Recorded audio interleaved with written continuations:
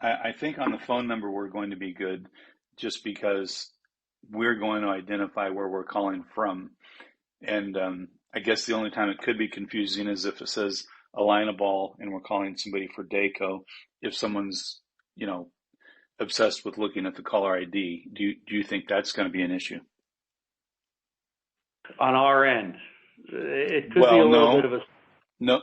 Well, no, on your end, but actually, I'm sorry to interrupt you, sir. I'm sorry. No, that's all right. Is I mean, I was just going to say, from go our ahead. end, if a call comes in for somebody that you guys have contacted for practical automation, say, and they call in on the regular alignable line,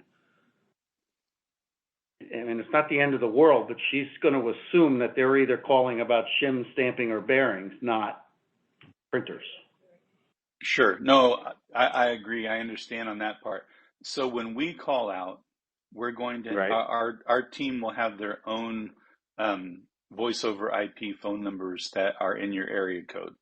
So Okay. when we call out and it's associated, I think we'll be good if they get a call back.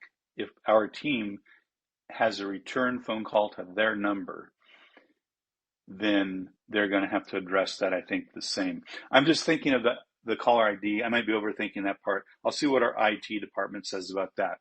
So, when you call out or someone's calling your cell phone, you don't recognize it, and it says, let's say it says Dayco's calling, and you answer the phone and they're from a line of ball. That's the worst case scenario, right? Yeah, I get you. You guys call somebody on behalf of Practical Automation, and they express interest, and they go and they call a number, and the ID comes up a line of all link. Right. I don't know.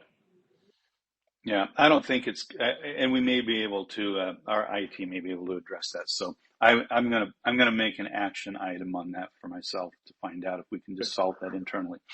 But anyway, okay. So on the email addresses, we'll need the 3 then. Okay, great. I wanted to solve that because I was looking at all these potential conflicts. Didn't want it to be a problem. And I want to ask also, and feel free for each division if it's different, but I want to know the RFQ process for your company. I know all of your divisions are very technical. So for an RFQ, when our team finds an opportunity, what's the minimum amount of information we need to gather to qualify and submit for an RFQ for you? Yeah, I'll start in MTD. Volume, targets, target prices, I should say, competitive landscape, Prints. Yeah, drawings, and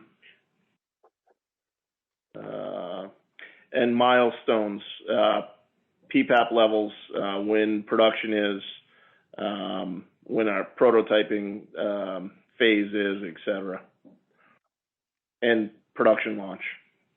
I think those are the big ones that we're looking for.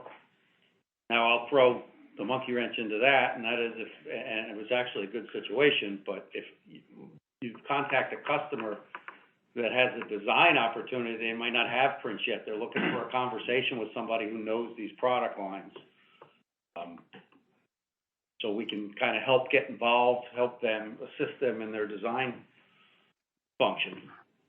Obviously, a print might not be available at that point, but